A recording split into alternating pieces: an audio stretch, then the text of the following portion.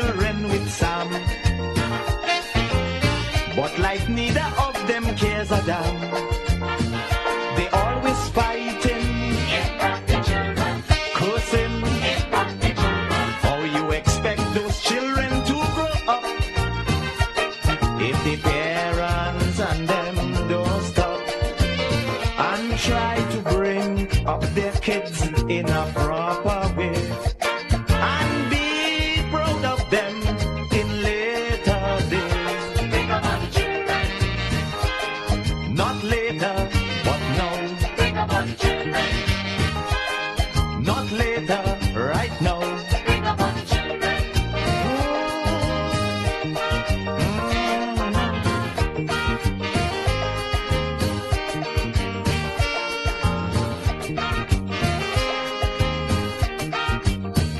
This is Caribbean Vibes.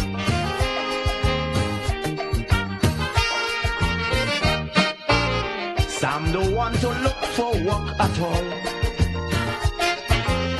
Every cent he had gamble take all. The children crying, Mommy, we hungry. But she going out to party, leaving 6 little children all alone. Well, Sam, he gone to drink and roam.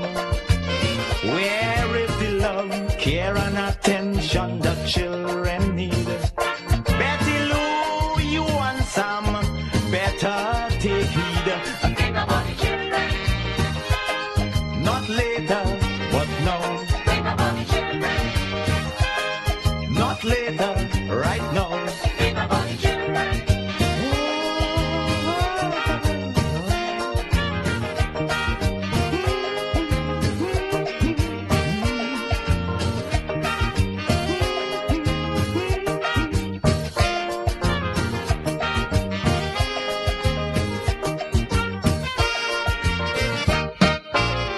They could do better than that, I know. Cause Sam have a trade and she could sew. But they're not trying to make their life better. Poor kids, what kind of adults would they grow to be if they're not brought up properly? Lord, it's a burning shame. Betty Lou and Sam don't know how much they're doing these children harm. Think about the children. Not later, but now. Think about the children.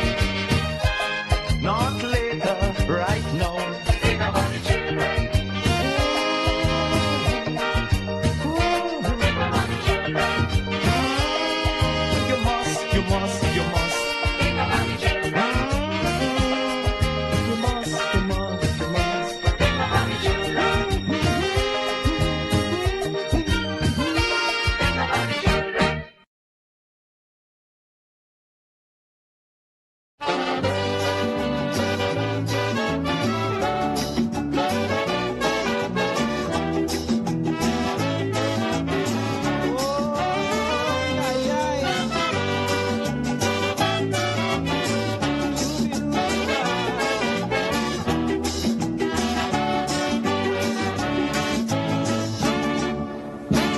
Trinidad is my land, and of it I am proud and glad.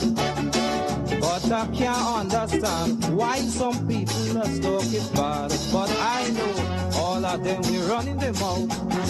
Don't know where they're talking about. They would paint you black every day, and the right things they would never say. Like our sportsmen being rated among the best. Our scholars have sit and passed every test and put us right alongside the rest.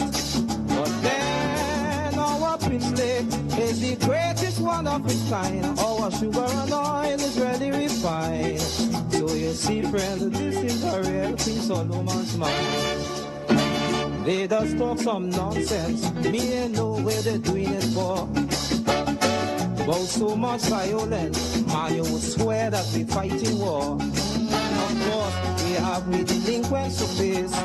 But just like any other place, look, things that I say about here is really too much for me to bear. Because my people are daily making progress without any form of stupidness. And in this way we must gain success.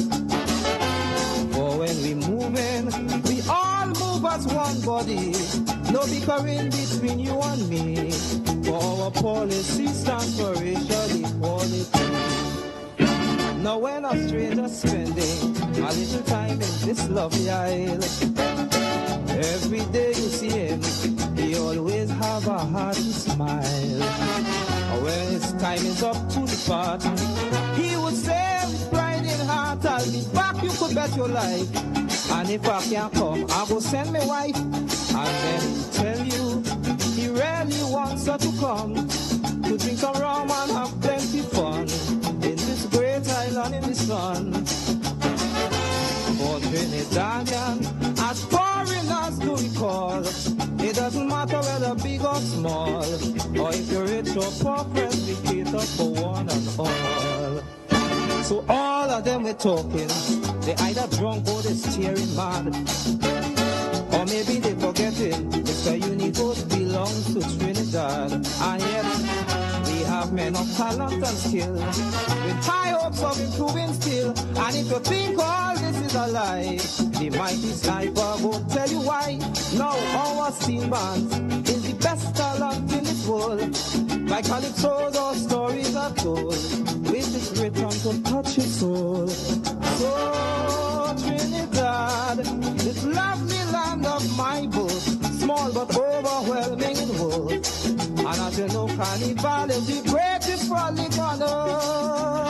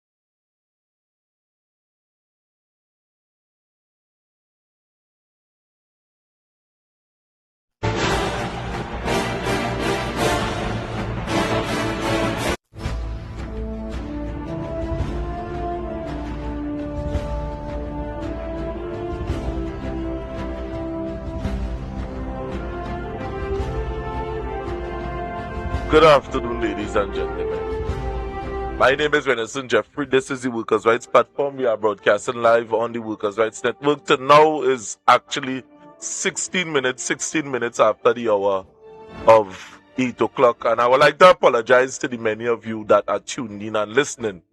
Today, Trinidad and Tobago, we were trying to get a first-hand depiction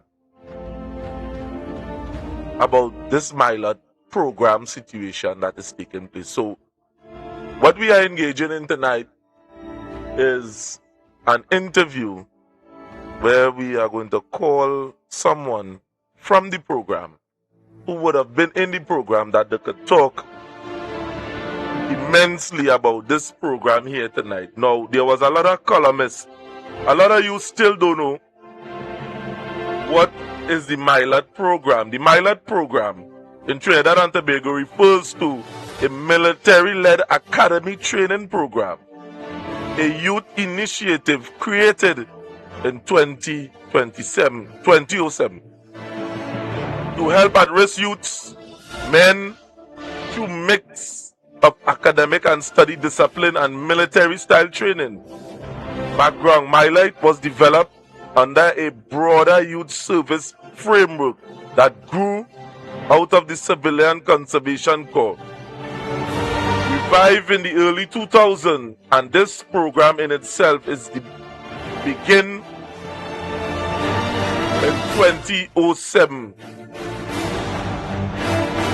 The idea was to capture at-risk youths between the ages of 16 to 20 to lead them out of this gang-related thing, or to change the path. So it teach things like life skills.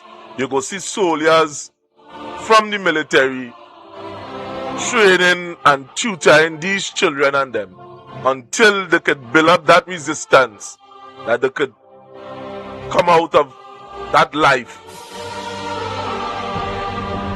that they are being peer pressured into. So now we are going to play this interview here whilst we are seeking to call the individual.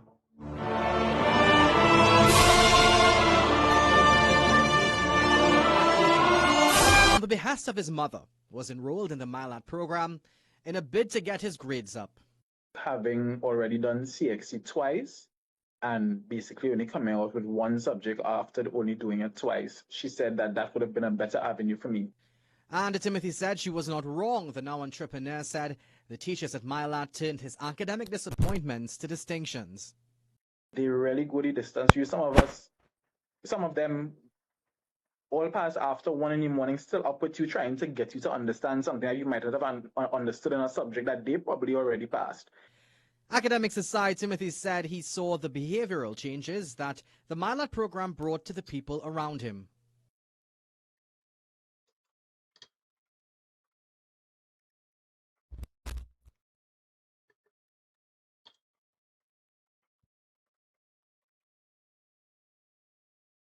Therefore, Timothy said he felt his anxiety raise precipitously when he learned that the program is to be suspended until further notice. This is one of the best things to ever happen to Trinidad and Tobago. And to suspend it would be a detriment to so many young lives. He's worried that the work done at the facility in Mosika could be undone during this period of suspension. They might not have even been in a life of crime, but when they go back home, they might fall into the clutches of crime because it might be their last chance.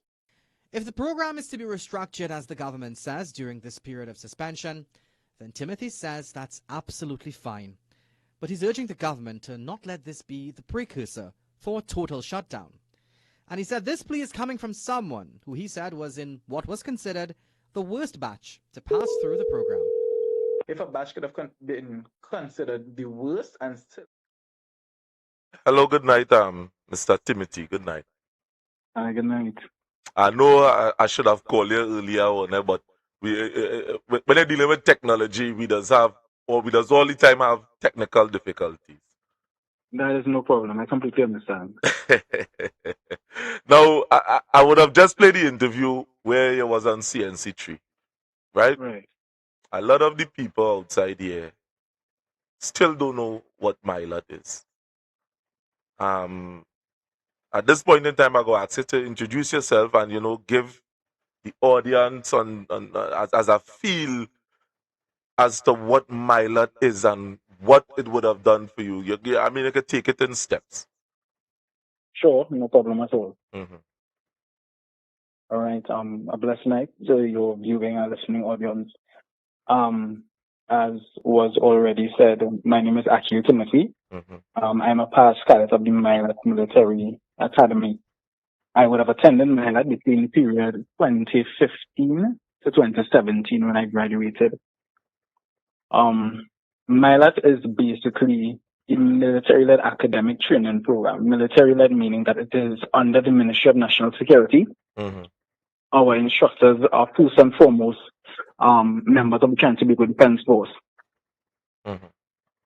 where from them we are given military training, the foundation of discipline, leadership, teamwork, and separate and apart from that, we also have the academic part where we embark on Form 4 and Form 5 curriculum, Mm-hmm. where at the end of our training, we are given the opportunity to embark on the CXC certificate.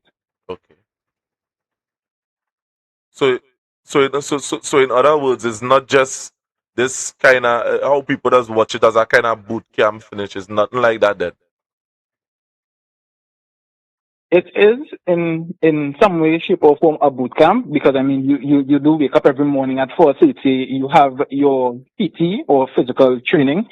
From PT, you go back to your barrack room, you shower, you get ready for school. Within your first 3 months at the academy, you do not embark on any schoolwork. You solely embark on military training. So your day starts at 4:30. You have your PT. You go back to the barrack room. You organize yourself, and then you have drills all through the day, be it foot drills because you'll be preparing for your 6 and 12 week drill competition, which is something that we all look forward to because everyone wants the bragging rights to say that you are the best at foot drill.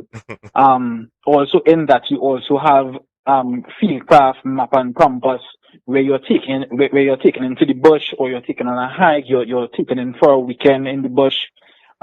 Where you are able to navigate, you learn to use compasses, you learn to use maps, you learn to navigate your surroundings, how to pitch tents, how to survive for a weekend, or probably for some a week when you are embarking on your Kada. Kada is where you elevate, meaning that you get either one stripe, two stripes, or three stripes. It is a way to show that you now hold a position of leadership or authority among the cadets. So now you are given responsibility. So now you are able to say, well, okay, the instructor will come, Timothy, I want these 6 cadets to go do this, so and so, whatever it may be, and you have the responsibility now to make sure that it is done to the best of your ability. Now, seeing that you was a part of this whole system, how this system would have changed your life for the better, or for want of a better word, how this would have impacted your life? For one, it would have opened my eyes. I was more or less a very sheltered child.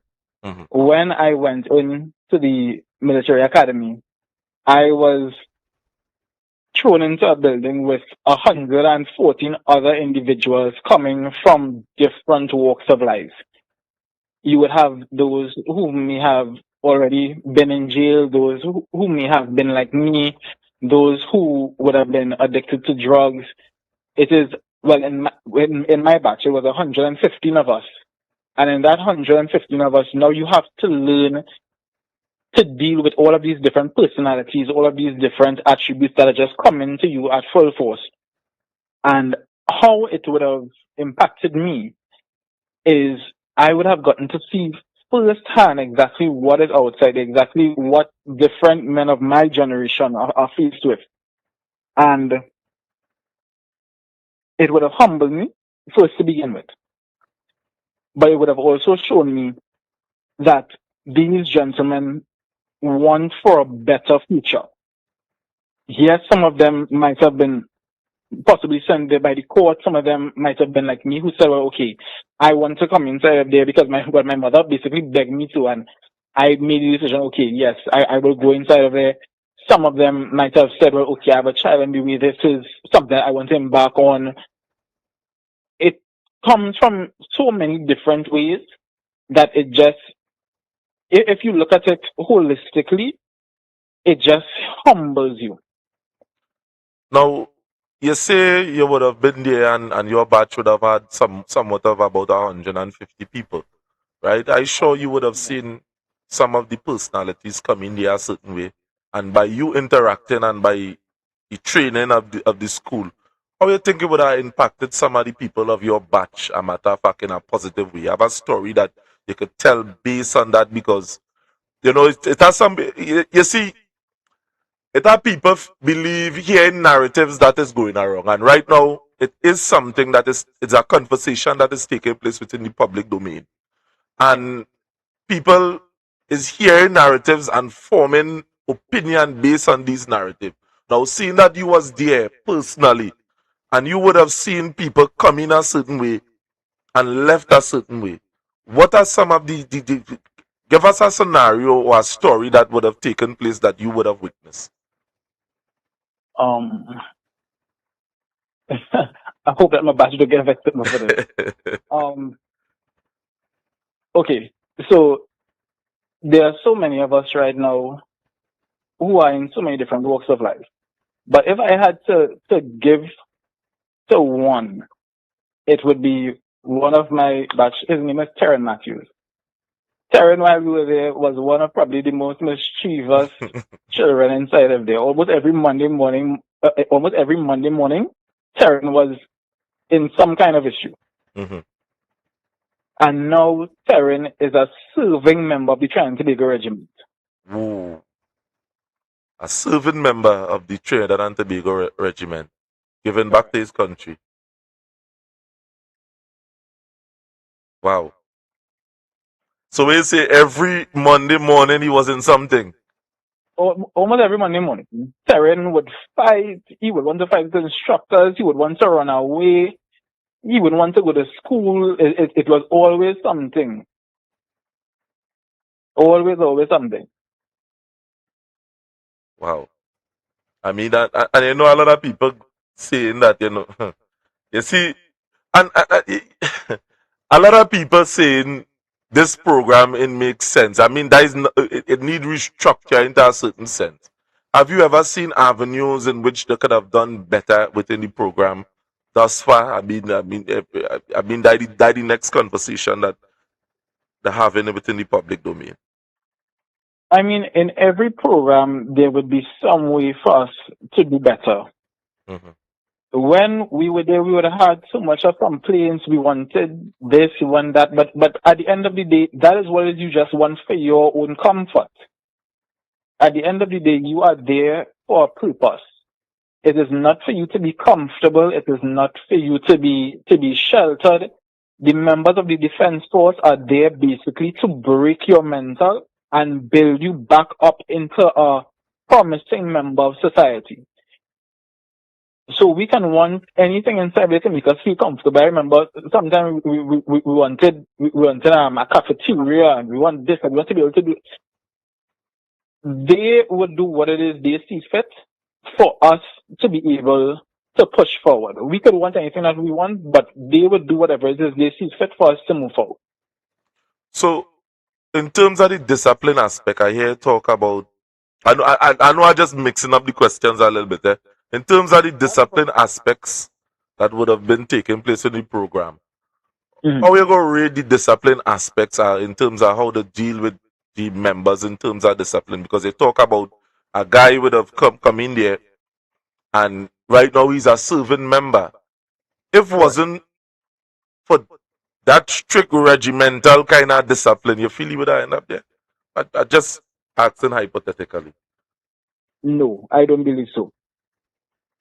Wow. If you look at it at this way, he could have been given so much of trouble, but at the end of the day, he would have had to pick up something that the instructors had put down over those 2 years.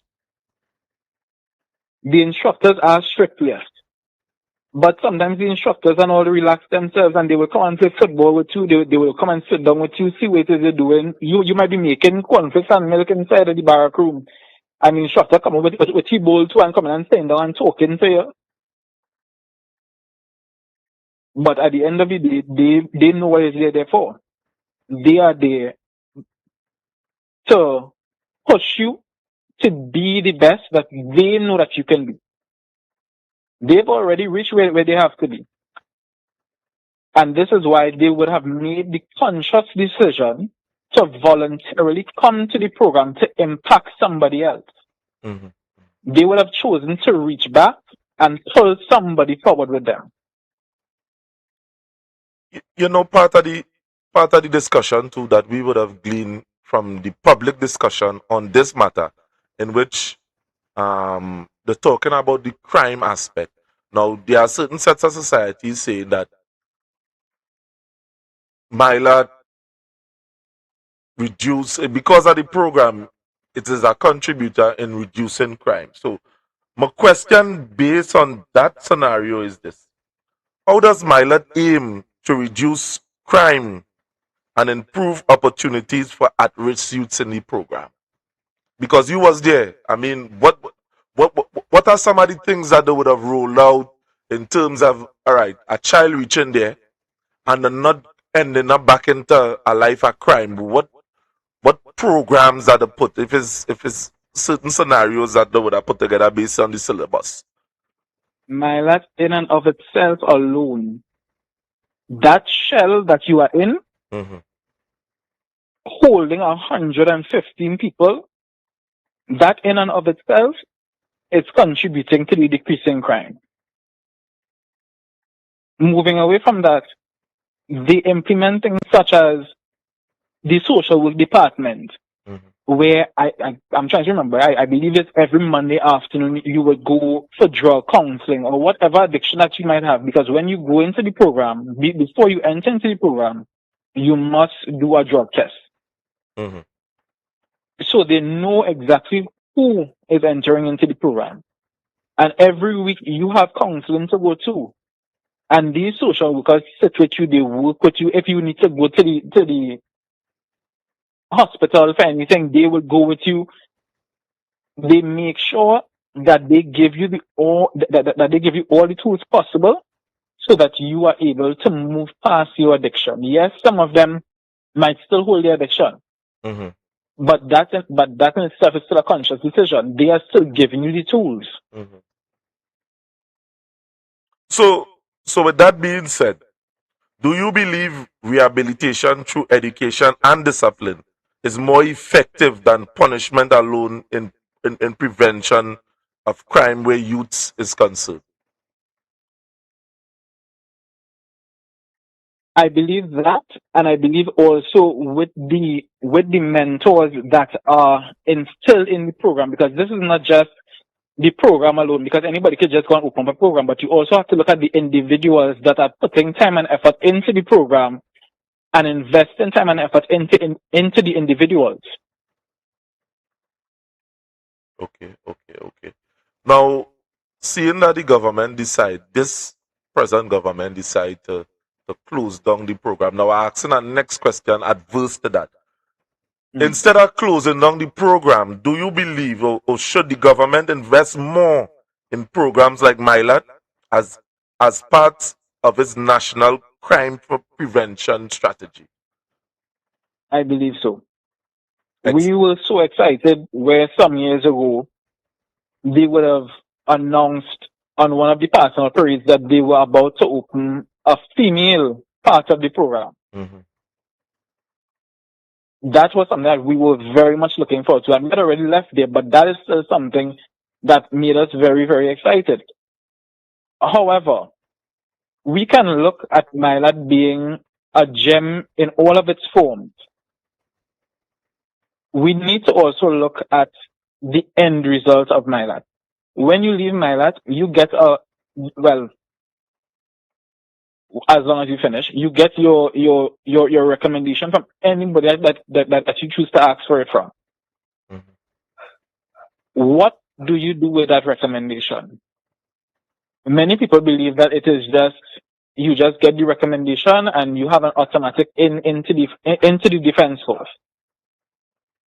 It has been something where we have been urging the executive of the defense force to hold spaces for members of this program, because I mean, you are spending 2 years inside of this program. You are basically having the basic training of a recruit.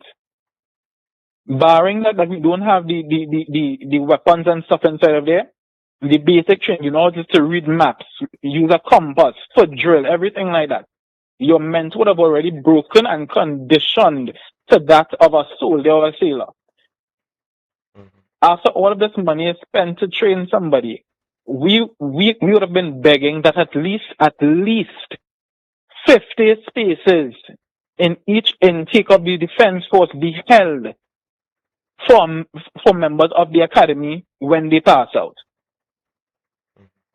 That would make so much more sense, and that would contribute even more to the decrease in crime in this country. Wow. And that is exactly my last and final question we are about to ask you. What impact could the cancellation or the reduction of the Milat program have on crime and at risk youths? You see, why I ask you that, I want you to think deeply, because you would have been there for a considerable amount of time, and you would have seen a lot of people come in there, different personalities, different background, and I sure at the end of the program you would have seen something totally different, or probably the same way. I mean, what impact it could have by the cancellation or the minimizing of the Milat program? Let's put this into perspective. Mhm. My batch alone was 115. Mhm. When we went in, there was already a batch inside of there that had about another 100 people. Wow. And there was another batch, a senior batch, that was about to leave. They had about 50, Mhm. right? That is almost 250 people. That is 250 young men making a conscious decision to go down the right path. 250 young men trying to stay away from the streets, stay away from the clutches of crime, and try to make a positive impact on their life. Should the program actually close down, in 1 year, you would have 250 people every year that don't get that impact onto their life, that don't get that chance, don't get that mentorship, don't get that chance to go and do CXC again. What is the alternative for them? What is the alternative for them? That is what it is we need to look at. And Okay, if we are looking to take away this program, what are we looking to replace it with? Or should we look at possibly restructuring it and finding a way to still continue, even if it is on possibly a smaller scale where we don't take in 115, possibly we take in 75. But that is still better than nothing. Because those 75 young men could still reach back and pull somebody behind them, or could still help somebody out instead of going to the street or finding another way. and I felt in a bonus question, and when you find out that on the news that the stopping the program, or the putting the program up on hold, I mean, I'm sure you would have been in contact with people from the same program. How would have that made you felt? How the people there who in the program now, who you may or may not be in contact with, how they would have felt when they heard something like that they're doing that? I don't I don't know anyone presently inside of the program. However, I know that the batch inside of there would have already started their Form 4 curriculum, which means that in probably a year and a half, they would be writing their CXT. When I heard about it, my anxiety rate. Why did that happen? This is a program that I would have seen firsthand impacted so many lives. I would have seen it contribute so much in the last 20 years towards this country. If you go inside of the Defense Force now and you ask anybody in any room, if they went somewhere, if they know anybody that went somewhere, they can answer you and say yes. While we were there, one of the instructors that came back to train us was a past member of the program. He was in the very first batch. Mm-hmm. When I left, about 2 batches after, it had pilots that went into the military, and they too chose to go back to help inside the program. This is a program that would have given so much, and to just sit by and just watch it disappear, it would be doing this country a great disservice.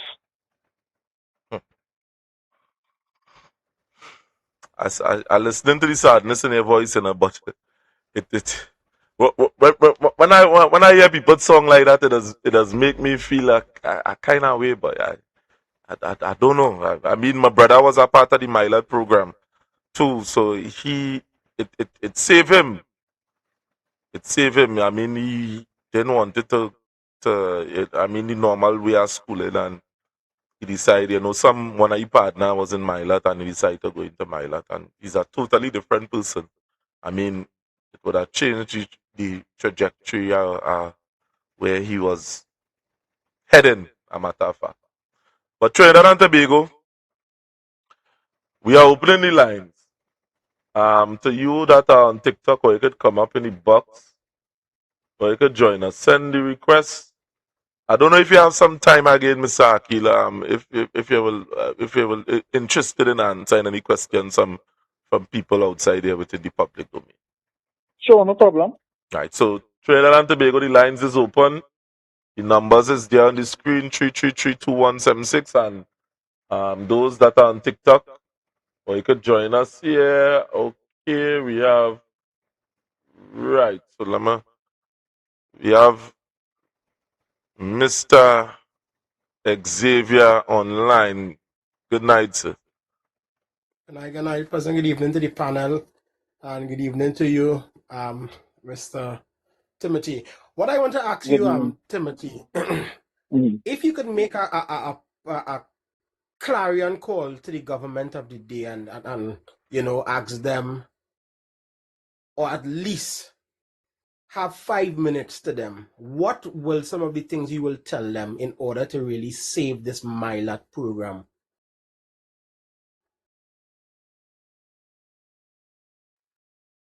Please don't be hasty to make a decision on this program based on what has not been presented. Mhm. Take some time, go up there and see for yourself the impact that the program makes on the youth. Call about 5 or 6 of us into a room from different walks of life and see how the program would have changed our lives. With you, and he would have asked you, about your mates and the other people who you would have been in the program with. What is the general consensus? Everyone is upset. Right. From those that did not finish the program because they would have made poor decisions to those of us who actually did finish the program, everyone is upset and everyone is taking to different platforms to voice their dissatisfaction and discontent on what is taking place and trying as hard as we can to get a listening ear for some kind of reconciliation of consideration to be given to keep the program open as long as possible. Mm-hmm. And I get the sense of feeling that there were other programs, and there were other programs that that is not happening right now. That's actually not running, not being able, where young people are able to participate. But when I just get the idea that when this one closed down, that there tend to be some sort of nerves start shaking throughout Trinidad and Tobago. And why you think there's a disparity? Why you think that there tend to be some sense of urgency as to where this was concerned than in comparison with the other programs? I believe one, it would have been based on the length of time that this program has been around. Two, everyone throughout Trinidad and Tobago in some way, shape, or form would have been touched by this program. Either by knowing a neighbor, knowing a friend, knowing your nephew, your son, someone that you know would have gone to this program and you would have been able to see the change in that person's life. Mm-hmm. Critics will say, and this is my final question as I come out to give someone the opportunity. Critics would have said that, Milat was there for years and, there still haven't been a handle on crime, a muzzling on crime. What do you say to those critics? Milat does not have a hand on everyone in Trinidad and Tobago. But those that it touches, it transforms. Mm-hmm. Yeah. Yeah. I personally want to thank you, Timothy, for taking the opportunity to share your story. And, I really hope that others who was in your capacity can do the same. And, probably you can send strength in numbers, and probably you can send some sort of message to, those in authority to just have a heart and renege on this, because we have to continue to invest in the future of Trinidad and Tobago, and this targets the young people of Trinidad and Tobago. So I really hope that some listening ear is there to hear the cry and the plea, and that there seems to be some change of heart. So I thank you immensely again for doing this, what you have done here. Thank you very much. And before I go, I want to get in contact with Warrior Princess, because Warrior Princess, I don't know where it is. We had to get her up here because she was so enthusiastic to get some questions in. So Warrior, send back your request on TikTok and come up in the box. All right, just good night, sir. Good evening, sir. Mm-hmm. And good evening to the gentleman next to you. Right. So we have Mr. Timothy online here. What's your question that you might want to ask Mr. Timothy? I don't have a question. Mm-hmm. I have a comment to make. Mm-hmm. And I have a request to make to the young man or to the gentleman next to you. Mm-hmm. All past students who see this program as important, who help them, who is assist and help to change the direction of their lives, should all come together and we form some sort of body lobby on behalf, because we have to be factual. This program helps what they call the urban youth on the east-west corridor. Mm-hmm. And the urban and the African youth way down Labre and all these so-called certain parts of Shagona Enterprise, certain communities. That is what these are the people that this program helps. These people, parents, are what we used to call PPEP, forestry, low-income people. That's all. Mm-hmm. Mm-hmm. These children who mostly attend these things come from homes of low-income families. That is why they have challenges. These boys have challenges because of the environment in which they come from. And for us to sit down and hear a man with no data, that didn't solve crime problem. But you know what I realize? Is one like me and you is telling us that.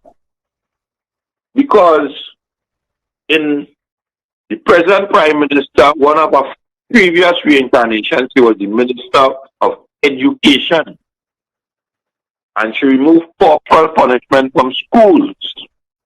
And they also made that every child that sits common entrance should go to a secondary school. And they created some sort of school that you would go to, and if your marks improve, then you would be applied to go to an official secondary school. That whole system failed. That whole system created, especially on the East-West corridor and within the African communities, greater problems. That's a fact. Mm-hmm. So when citizens make noise, it was the Prime Minister who moved corporal punishment from school. And that stigma sticked on her. She don't want to have story. So she chose on one that looked like me and you. And when we ask the question, why did they do it? They will say one like Polly, we take it away from Polly. So, sir, I would hope that you guys will come together and lobby, and you have our support. That we could make noise on behalf of my community and my people are going to lose, because I don't want 250 more that I could save. End up have to get up. Wait, look at them, a PO. PDO? A PDO. A PDO. End up seeing you go under this PDO. Alright? Good night, gentlemen. Thanks for your Thank you. Good night. contribution.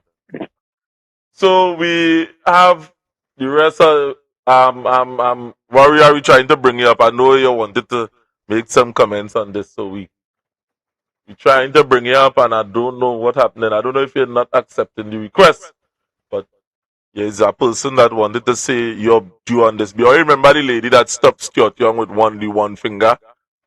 That is the person that I want to ask the question. So I don't know what's going on our end. It might be have some technical difficulties, but we really trying to bring she up concerning that. But Timothy, you're hearing what the people is saying.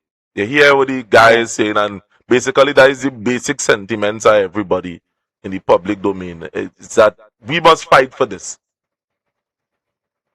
We must fight for this. This is something worth fighting for, and those that are in the program that is affected by it, I mean, we are open to meet with you and talk with you. Probably some of the members of the opposition and all could lobby on the program's behalf as well. So I would like to thank you for coming up here tonight and making your voice heard. I mean, in this time here, anything can happen to anybody. But I would like to thank you for making your voice known and your sentiments heard, and for the rest of the nation to hear and form a more strong opinion around the facts. No problem, and thank you very much for having me. Okay then. Yeah, anything else you want to say in closing that you're missing or you want to add or you forget to say, you could say it now before you go.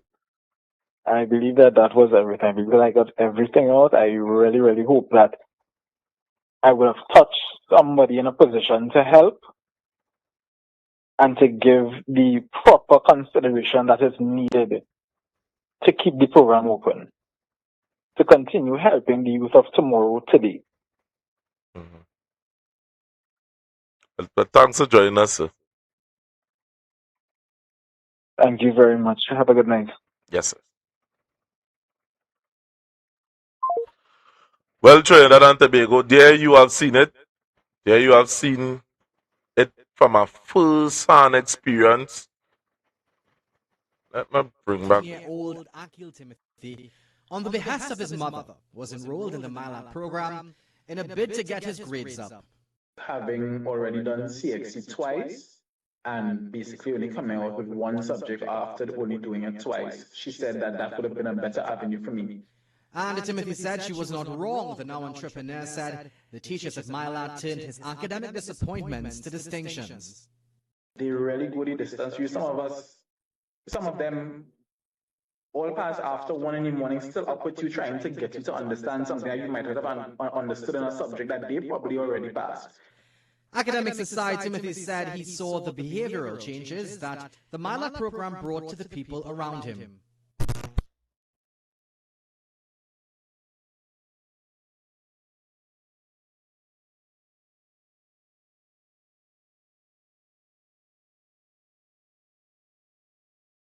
Therefore, Timothy said he felt his anxiety raised precipitously when he learned that the program is to be suspended until further notice.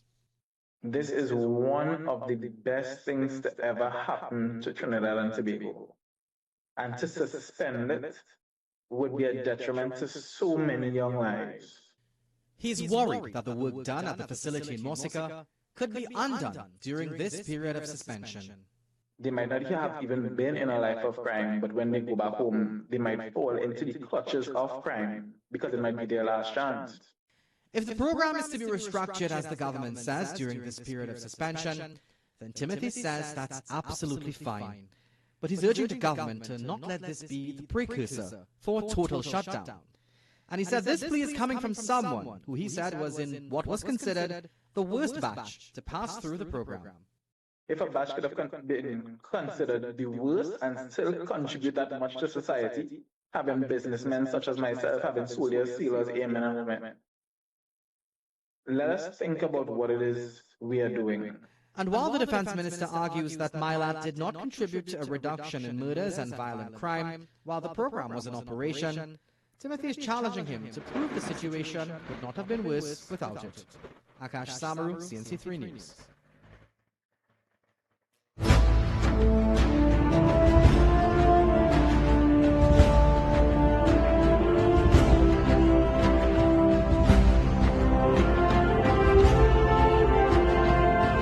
So Trinidad and Tobago, you would have seen it there for yourself. You would have heard the discussion that would have taken place from Akil Timothy. And we would have heard a lot of narrative that would have been spun by Wayne Sturge, by and other members of the media. So let me go into some of this discussion here this afternoon, tonight, a matter of fact. And you, Trinidad and Tobago, tell me for yourself. Because there were journalists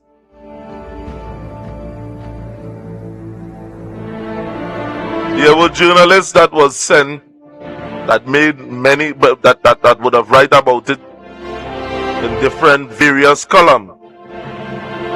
And the one that would have caught my attention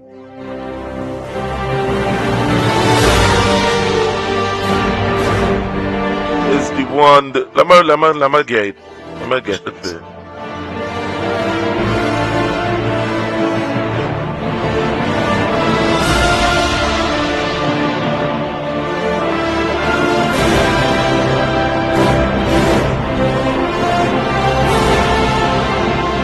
The one that would have caught my attention, Child by Marcus Kisu, where he would have questioned this whole scenario where he would have given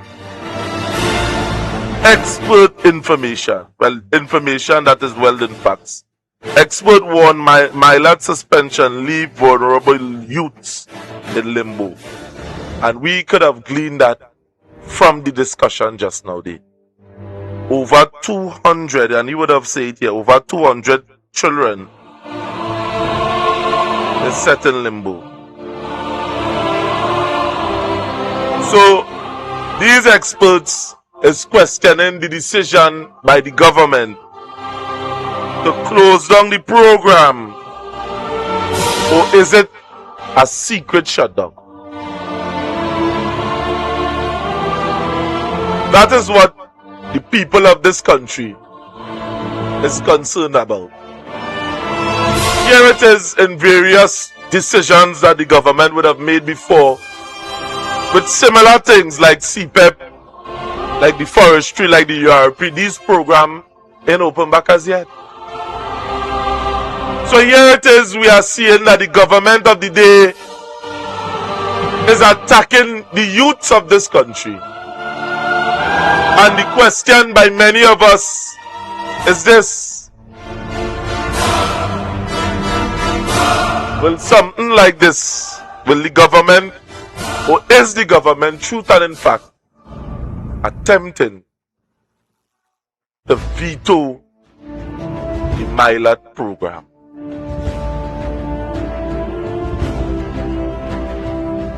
The lives of all of us, both individually and collectively. Mr. George, hats off to you, sir. A product of Milat and the Panis, you were one of the strongest representations from your institutions to date.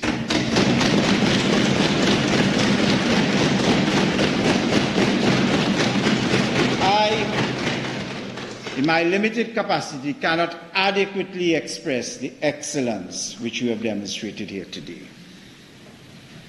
But before I go any further, I think I need to corral some positive energy, which may call upon us to be somewhat unparliamentary and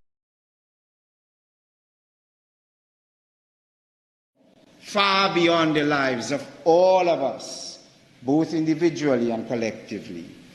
Mr. George, hats off to you, sir. A product of Milat and the Panis, You were one of the strongest representations from your institutions to date.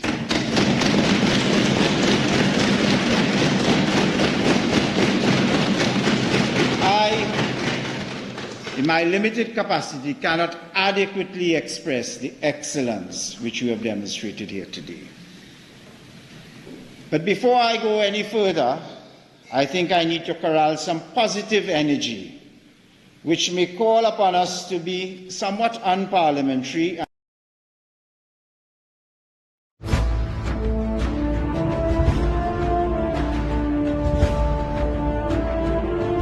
So that was Jack Dale singing the Parliament of Trinidad and Tobago.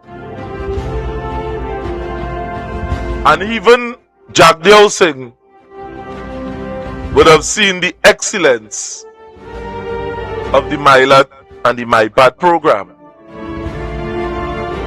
And here it is, Trinidad and Tobago.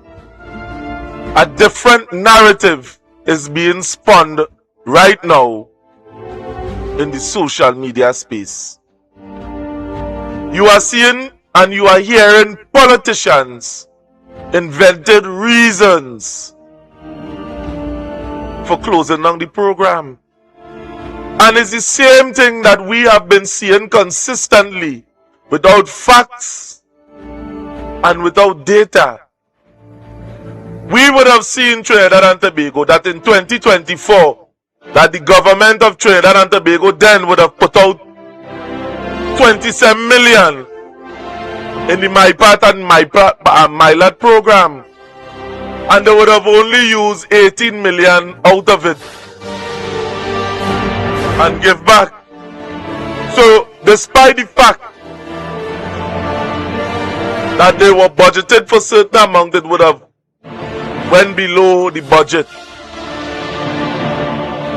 And we are seeing today, Trinidad and Tobago, that the effects of this government is not only affecting the youths, it's not only affecting us here in society, but it also affecting those, the youths, the vulnerable, those that we complain about. Children either. That is what people that say. But yet still, in this country, we are seeing something totally different. We're seeing a government that is totally out of control.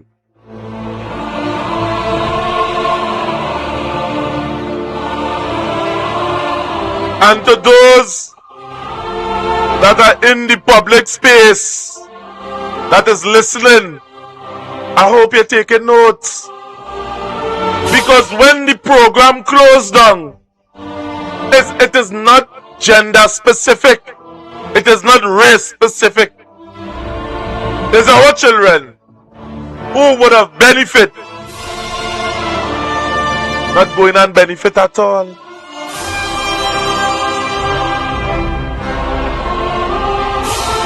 So here it is, we fighting this red and yellow thing. And at the end of the day, the yellow killing us. Looking for all type of reason to shut down what is taking place in this country. To put an end to Trinidad and Tobago as we know it. What our forefathers would have fought hard for. They're trying to take away that from us.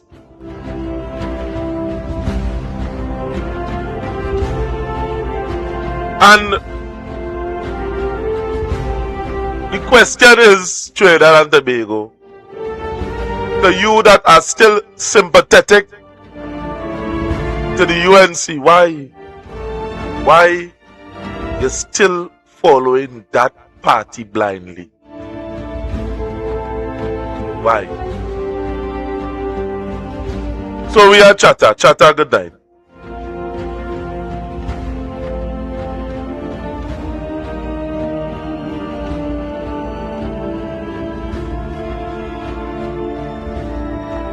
So we are Chatter. Chatter, good night.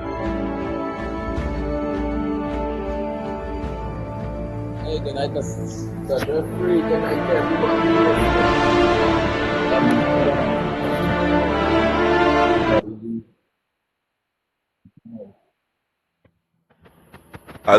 I see you come up a little late, Mr. man. Jeffrey, Mm-hmm. right now the present government of the day is closing down all the youth programs what the PNM put in place to keep the youth and them out of trouble and out of joining a gang and trying to educate themselves and moving them forward. What is the real purpose of the UNC closing down Milat? You understand? Mm-hmm. They closed down CCC, they closed down Milat, they closed down CPEP, URP, forestry. What's next? The UNC government is on a path on destroying TNT and destroying the youths of TNT. And if people don't get up and realize that people are still in the dark and people are still holding on to this narrative that our UNC give them time and give them time. Give them time to do what? Further destroy TNT. All the programs the PNM government put in place, they are closing down. Yeah. And I'm hearing right now OJT is next. You understand? So when you close down all the things where they put in place to keep the youths and them off and try to give them a education, further their education, and you close down all those avenues, what you expect the youths and them to do? Not turn to a life of crime? Is that is what I want for TNT? To build more prisons so the government could benefit on the $27,000 a day for a prisoner? Is that the plan this UNC government have for TNT? This wicked, evil UNC government?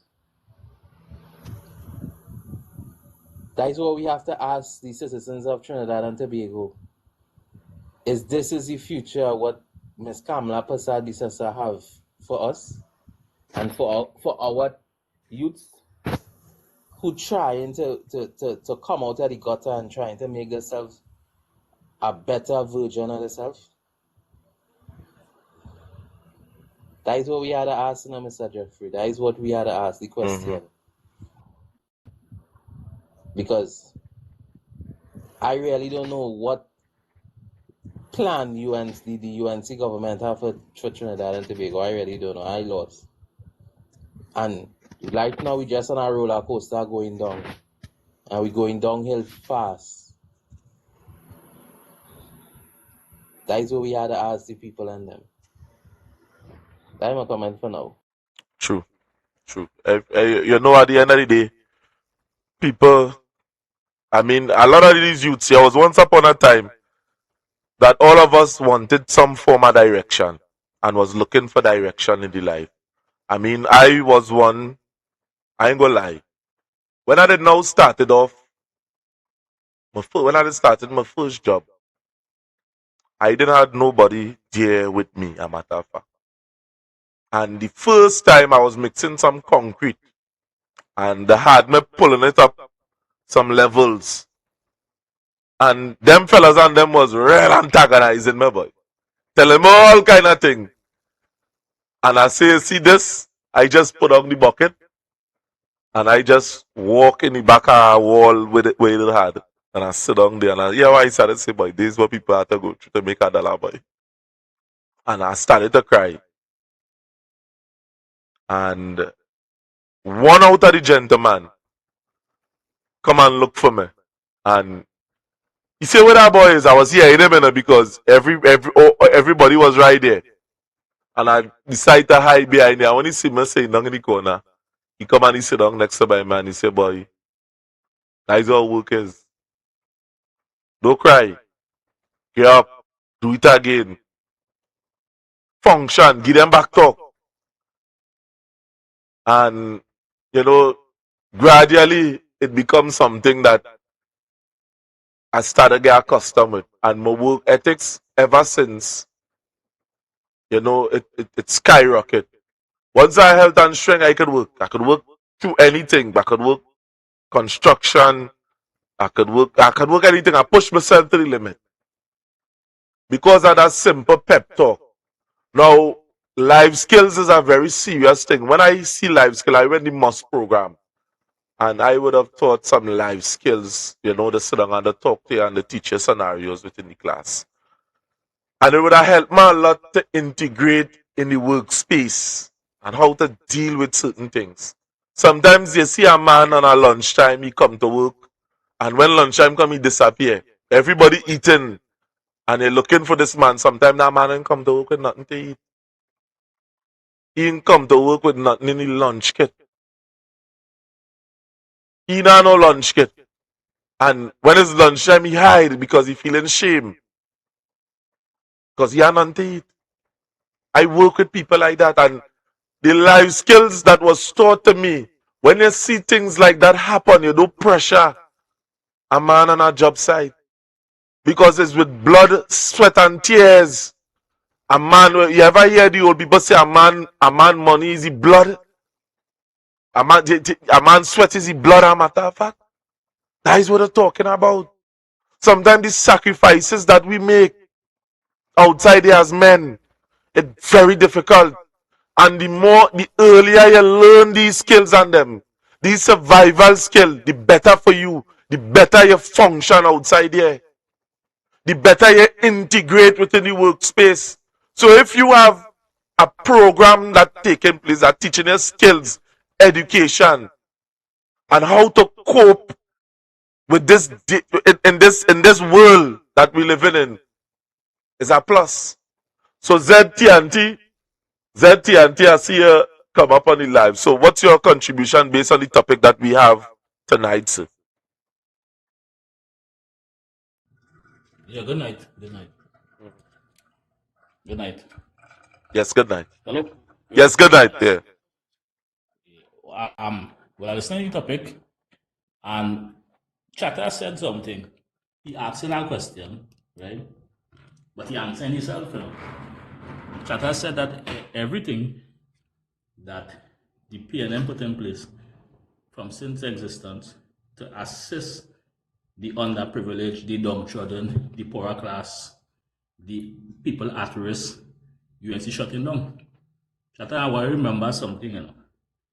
Before this UNC government was in power, when they was on the campaign trail and the antagonizing trail and running to America and carrying bad news and things, one of the agendas, they didn't hide it, you know. They openly said they wanted to dismantle the legacy of PNM, you know.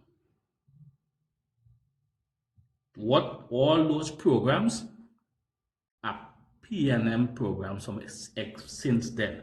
That is a legacy PNM have done. People that say PNM does see about 1%. Yes, that is true. But one thing PNM always did was create programs for the underprivileged, for people at risk.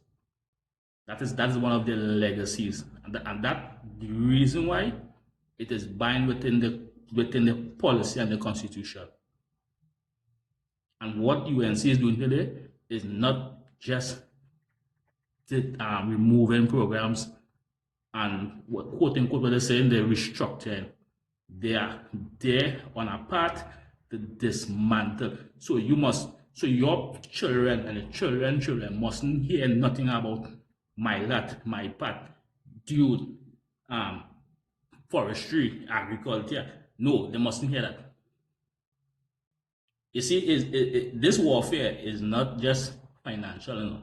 It's also in the brain too, you know. When you want to restructure our country and shape, you have to reshape everything thinking and all. And what they are doing is more than just destroying the economy. They are trying to destroy what PNM has put in place. Because I want to ask you a real question. For the since from Pandit to now, name one program that UNC ever create for people at risk. One. I'll invite the host and all. You name one program. and I come off this life. I can't say one. I can't say one. You follow my point? Because the only thing I didn't see them bring up at that point in time was live sports. Hey Don, your TV a little too loud. TV. Load the TV a little bit. Yeah. It's live sports. I don't and see what I'm saying. Exactly. And this is what we have to understand. We're not fighting a restructure, I think we're fighting a legacy. Just imagine, I can tell you this, I have never been a PNM. When people say a PNM to like that. But how I view things now, like I say, but wait now. Like PNM really do things with this country, but people they're short-sighted and they just forget. You have a minister talking about what the minister said. He comment was it costing more to graduate to put out a Milat graduate than a university graduate. That is not a comparison. That is a total. I don't know how these people hold position, because when you look at it, what Milat does is develop young people, life skills, their attitude, and put them back out in society, which creates a greater society. How much people coming out from university have documented that no behavior? They have no social behavior. They have letters behind their name, and watch how they behave. No discipline. And the minister wants to make a comparison. Well, I want the minister to know it are people who have degree and PhD and they have no work today. None. And we have a batch coming out again this year. So what he want to make the comparison to Milat and MyPact and those programs was designed to help make a better society. And when you look at the progress rate, those who went there, they achieved. What means that they do to shut down this program about restructuring what? So when you want to build your house, when you want to renovate your house and extend and make it better, you mash down the whole thing. I thought you just build, shift around, go in the next room, you build there, you move across, but you keep the thing going. They are not opening back that program dead.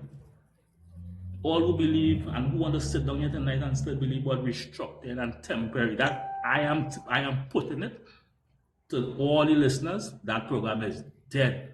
Just like CPEP, URP, forestry, all these programs. Forget about the financial cost behind it. It is dismantling PNM initiatives and programs that they put for Trinidad and Tobago, where every citizen had an opportunity, and it was designed for people who was at risk, that they could access this program and be a better person in society, come up with a trade, come up with a skill, have discipline also, not just education, because we have university degree graduates with PhD and masters. They're sitting in the parliament and they're behaving like dog. Right? So my take is, it stops here. So this society, the people cannot sit down and allow this to happen. If they don't rise up to make this program stay, everything else is going to fall off. I am putting it to the people at Trinidad and Tobago. This is like the last straw that breaks the camel back, because this program produces results. True. They can't say nothing about it. They can't talk about costs. It produces results. And who benefiting from it? So 1 minute you're saying we want to help you, the next minute when you're walking a trample on them. And when you hope all the young people watching, don't let them come into with the nonsense when they come into vote and carry a vote and we could do something. I want the youths and them to know that is what they're doing to all right now. What they will do, this is what they're doing right now. Look at what they say, a man's actions depict who he is. So nobody can come and tell me, well, vote for me and I go fix you and I go get it. No, I will tell you, what you had, you take it away from me. And if you take it away from me, you can't come and tell me you'll give me back it later. True. You can't tell me later you'll give me back. Exactly. People need to, this Milat program is supposed to awaken the citizens of Trinidad and Tobago. They're supposed to realize they are on a war path. As far as I'm concerned, the government is warring the citizens of Trinidad and Tobago. Every citizen. The small businessman, the medium businessman, because those who support the UNC, they getting same, when you say big goatee, small goatee, same licks. But they say nothing, you know. They're not corner and they're grumbling. True. Big goatee, small goatee, same lick. Done. Mr. Jeffrey, Yes, good night. Good night. Good night. Where you going? Well, you would have listened to the program. Yeah, I listened to the program. Yeah. I listened to it, and all what Mr. Z said and Chatter said, I support it 100. Because I don't see the reason why they want to lock off that, because I could tell you living proof. I had a little cousin was miserable landing in school, and he ended up inside there. The parents took him there, and it was well worth it. Right now he's serving in the defense force.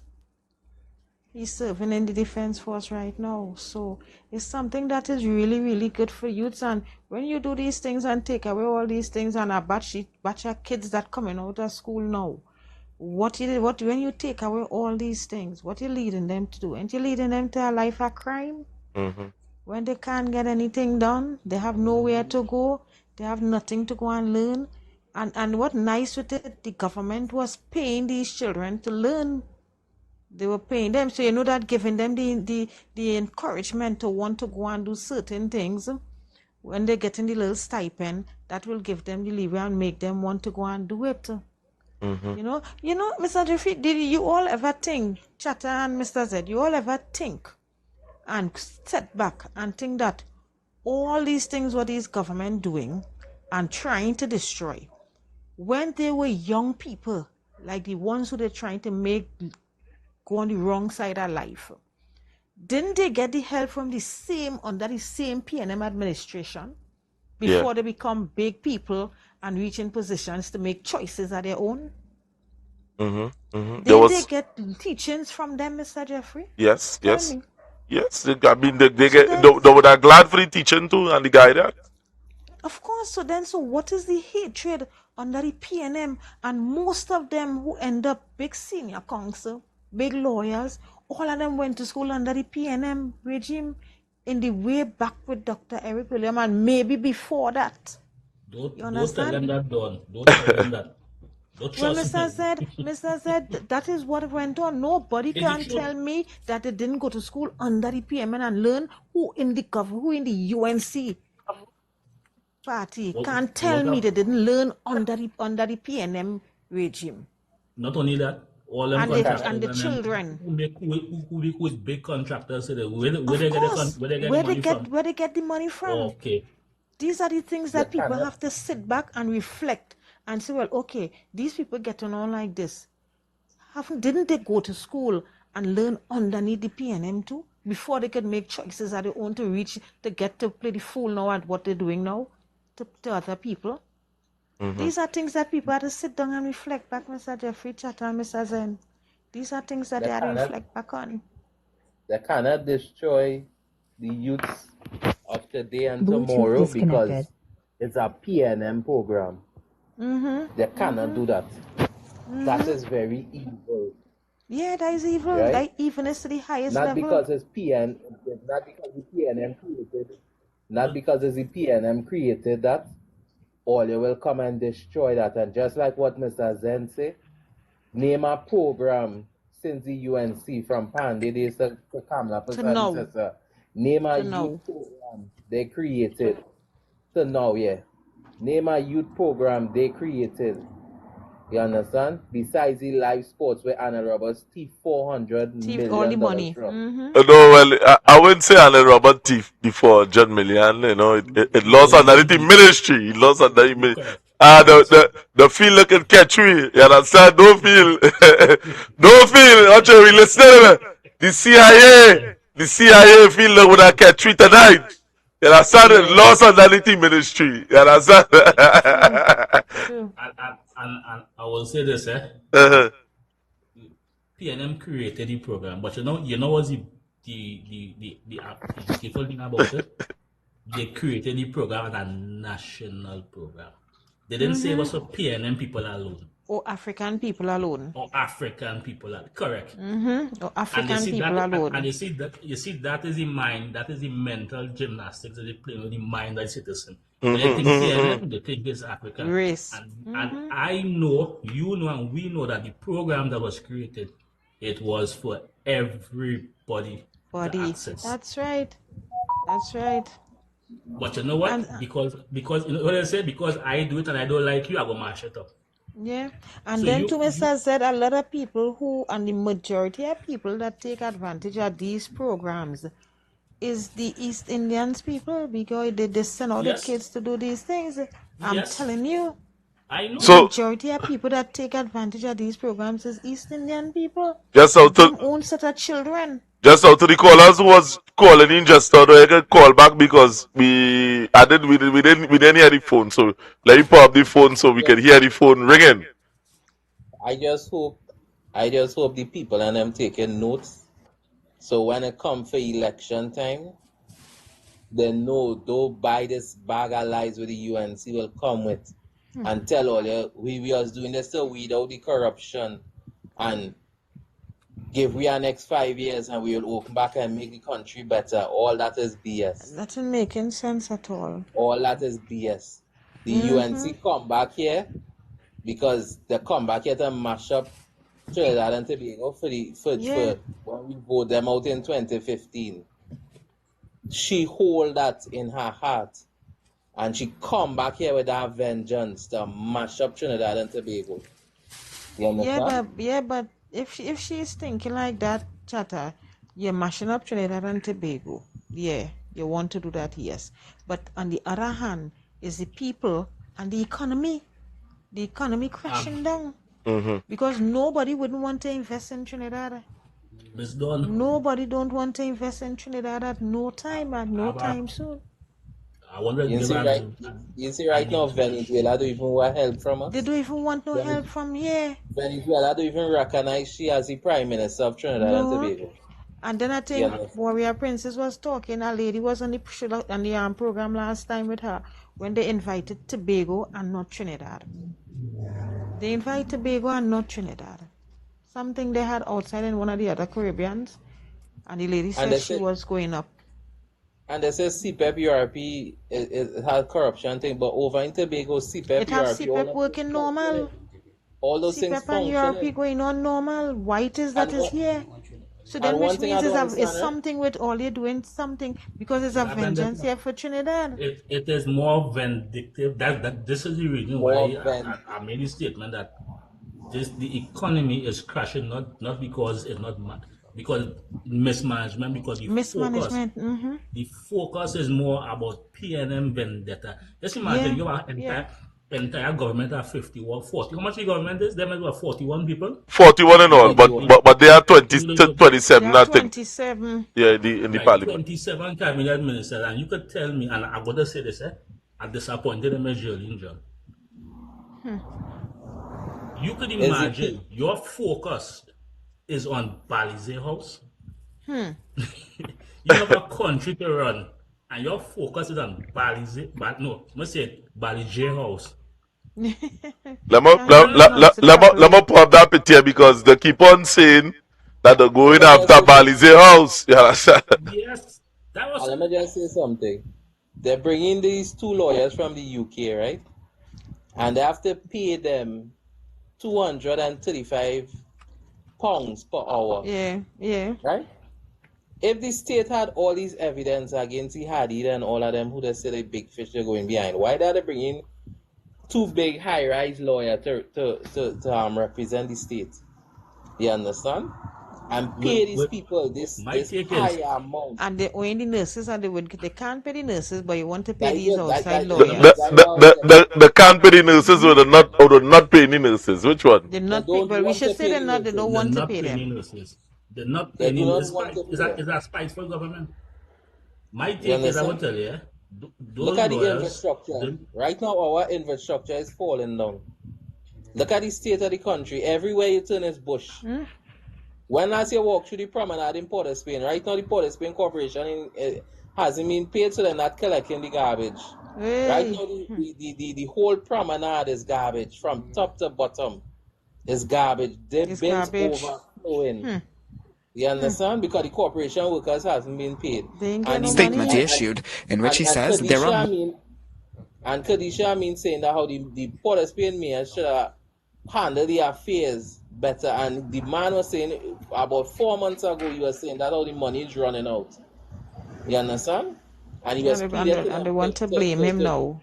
They was pleading to him. He was pleading to them to release more funds to pay the corporation workers, and they didn't do that. And now they're blaming him. That they are deliberately doing that. Kadisha Amin could run like a bat from night till day. She is deliberately starving PNM Corporation of funds. But the government is the government is doing that. If no more or maybe that's a deliberate act. And just so before you carry on, you see, to the audience that is outside there, that is the PNM headquarters, right? That the bottom the one the bottom there, that is just a AI version with a showing the yellow. The intention of the UNC, you understand? Now They want it. Don't want it. Now, what I'm going to play here for you, because there was a time that Kamla Prasad Bisesa house was under scrutiny. And people, watch that big house Kamla built. There are more questions to be answered, including the fact that the Prime Minister had initially stated that approval for her house was given by the San Fernando City Corporation, and now she says it's a Pinal de Bay Regional Corporation. Mr. Manning is calling on the Prime Minister to lay the documents she referred to in the Parliament, saying if they were laid, one can then determine if the house is in fact being constructed according to the approval given, or whether the structure was altered. Thirdly, Mr. Manning questions again the true cost of the house, saying the Prime Minister had initially said $3 million, but is now saying $4.5 million, and had offered it for sale to him at $30 million in what was said to be a giveaway price. He's asking what is the true value. And finally, Mr. Manning says while the House had been proceeding slowly over the last 8 years, according to the Prime Minister, there is a sudden acceleration of construction, and he asks whether becoming Prime Minister lands one into such extraordinary personal wealth to enable this. Oh, you hear that?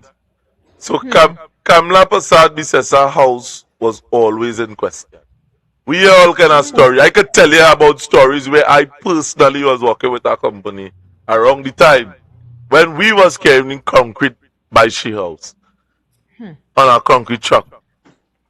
I ain't gonna talk that and go into that. I could tell you about things. I know what went on there. But here what happened. This government, people so sad outside here. It's not what you know, is what you could prove. So we have two other persons on the live here. We have Trinity. Trinity, what's up? What's your contribution? And after we will go on to Leroy. Yeah, we will go on to Good night, Leroy. everybody. I'm Yeah, feeling Trinity. real tired, but I just want to say Good this. night. Good night, everybody. Good night, YouTube. Good night, TikTok. Good night, Chatter. Good night, Zed. Good night, Dawn. Good night, Leroy. Good night, Train. Good night, the comments. All they didn't realize that the UNC trying to erase all they didn't realize the UNC trying to erase PNM on a whole.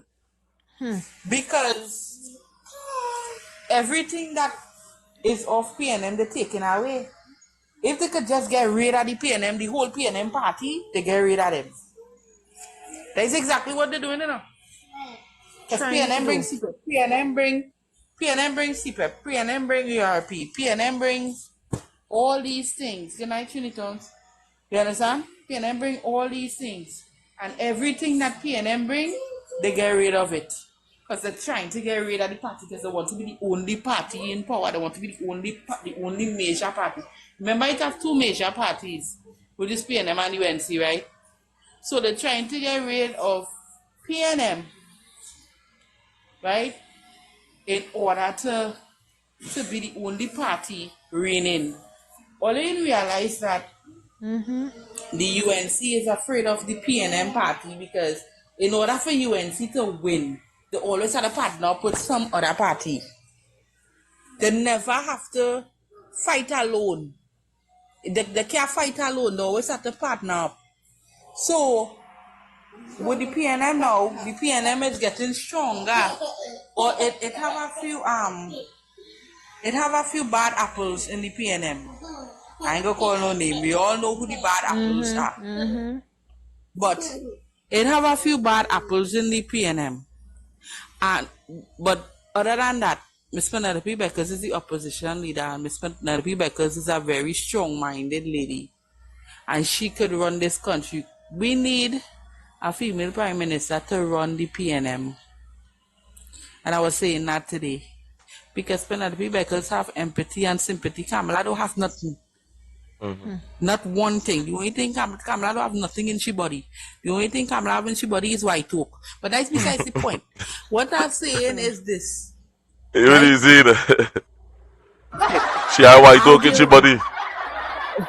Only white talk. But what I'm saying is this. Right?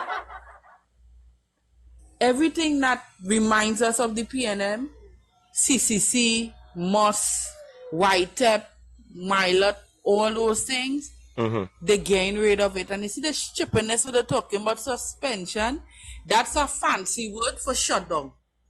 Yeah, but you understand? when they get rid of the program, watch what it causing. Watch what it causing. It causing youths who would have been caught up in the program. It causing them. You understand? It causing their lives.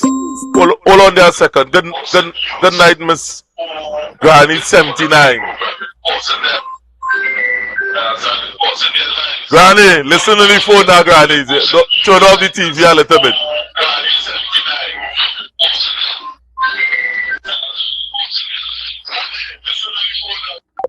Granny, when you call back, listen to the phone for me, please. Go ahead, Trinity. Yeah. When they shut down this last little program that people was depending on for the youths, we go have a gain for the youths. You understand? Look how much secondary school graduate today. SA result was today.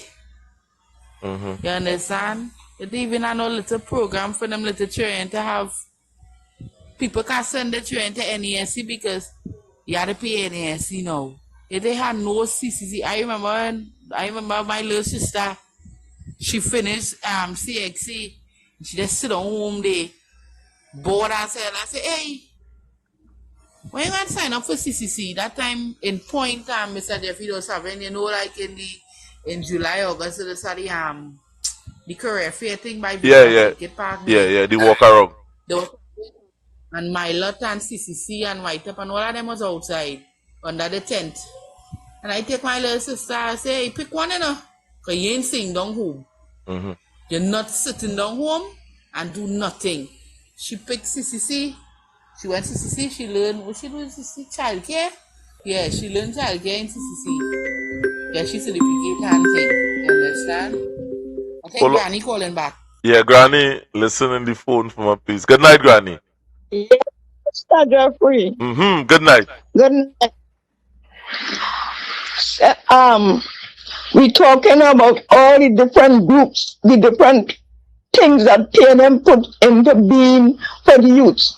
I have a grandson who entered Milat, and right now he works as a guard, airport guard.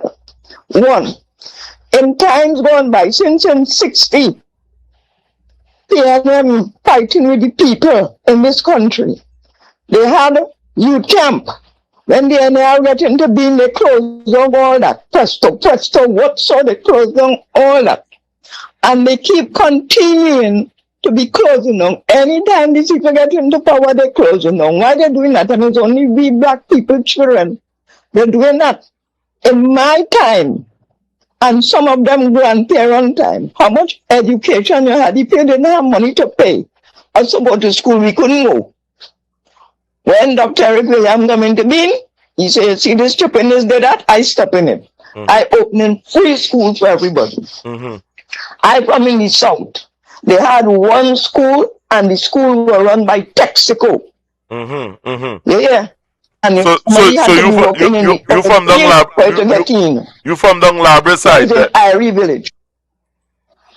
You understand? Yeah. So people saying PNM do nothing for this country. PNM do plenty for the country, you know. I just tell people flat. PNM do plenty for this country. But they're trying to kill out all black people children. Why are they trying to do that? I have little boys here what go CCC and all these things, they come out doing good for themselves.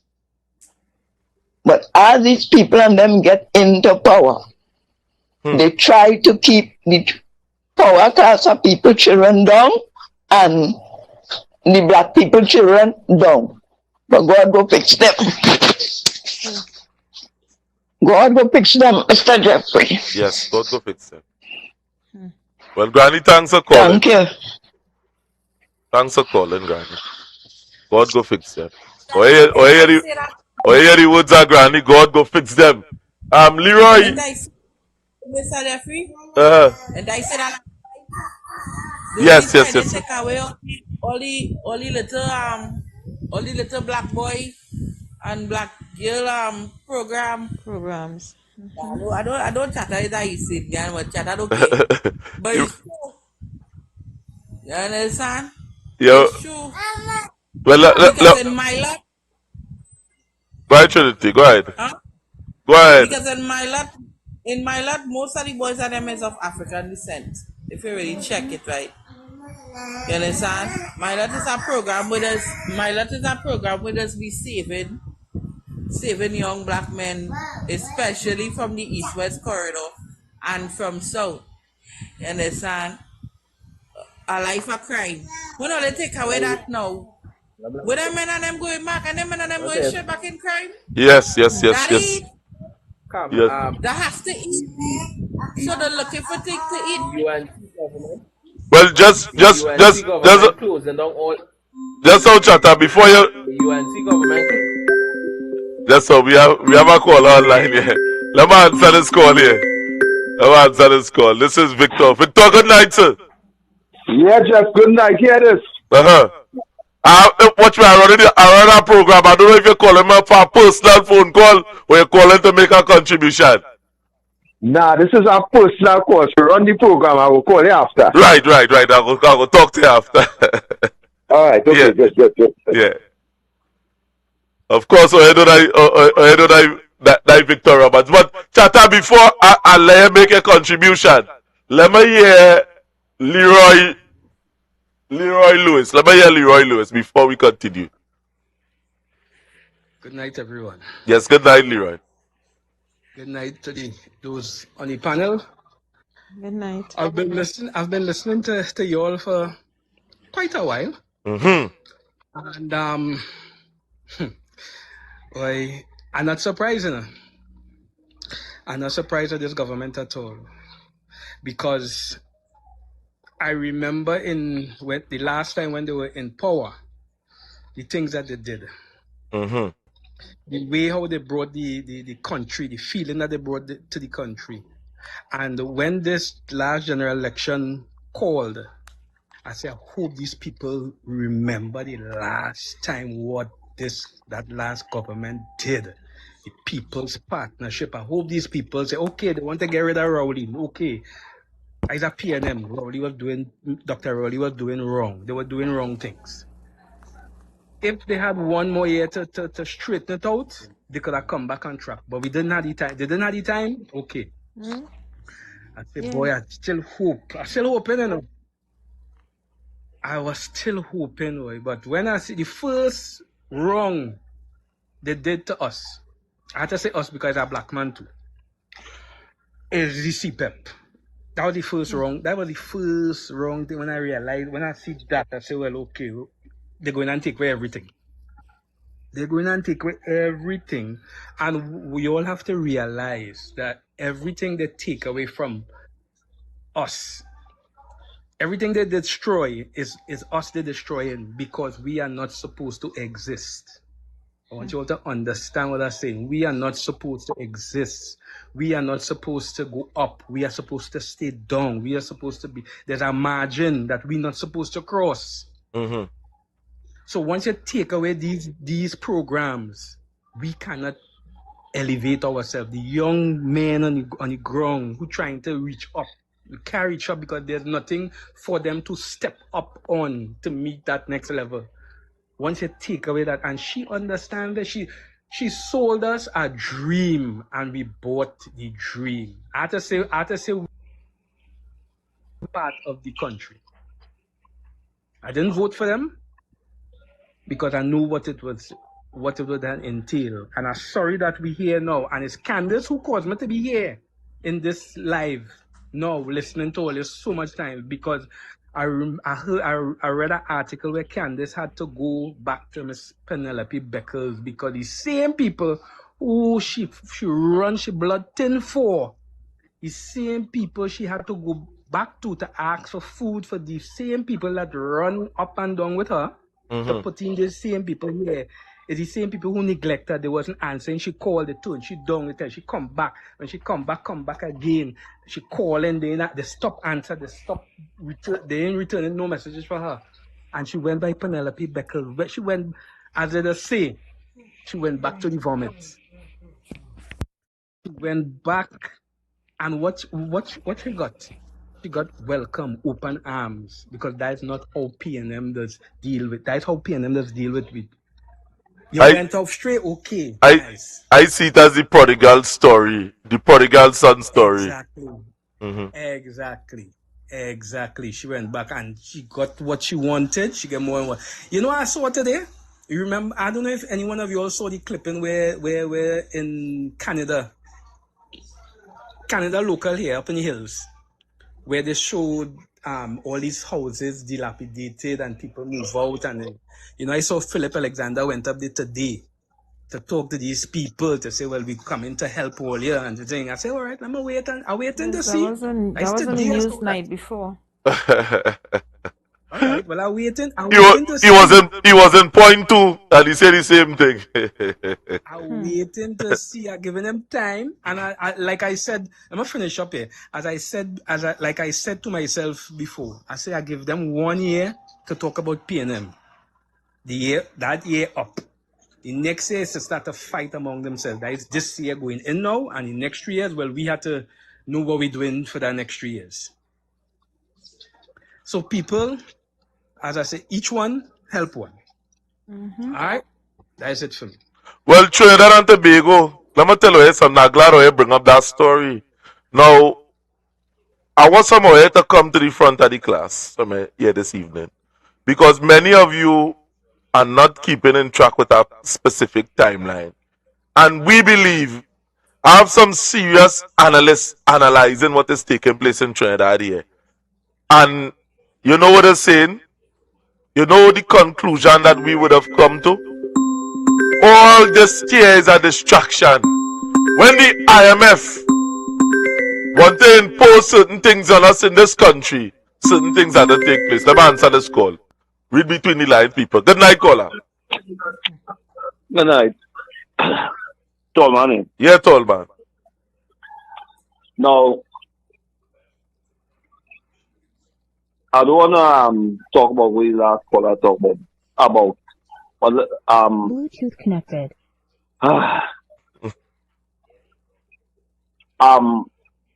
When we making statements, especially on the airway, they will not part what we hear. Because let me throw that challenge to all you. Name one thing that Dr. Rory did wrong in the 10 years that he was there, 9 years and something that he was there. Just one thing. Because I'm an adult student of the politics. Just give me one thing that he did wrong. Tall man. And yeah, I can tell you one thing in it.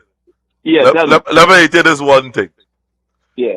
You see, he allow Kamala Prasad Sessa to set him up with this salary raise You ain't gonna believe what threw we off course in this country. You see, when he accepted the salary raise and the opposition said nothing about it back then. They set him up. All right. That is what Masha be thinking, and here what sad it is, eh? You know, she revoked that. She revokes your young pension. Sure, All right. But you want to listen to me now? Yeah, I'm listening to you. All right. If you all were listening, when the UNC propaganda was wrongly taking a raise 40 something percent, and that was not truth, right?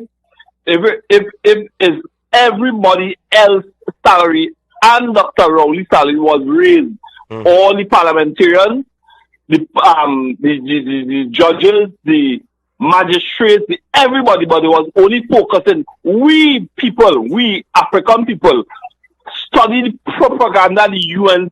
They're good at that. I didn't study it. And people who go into politics know what they was doing.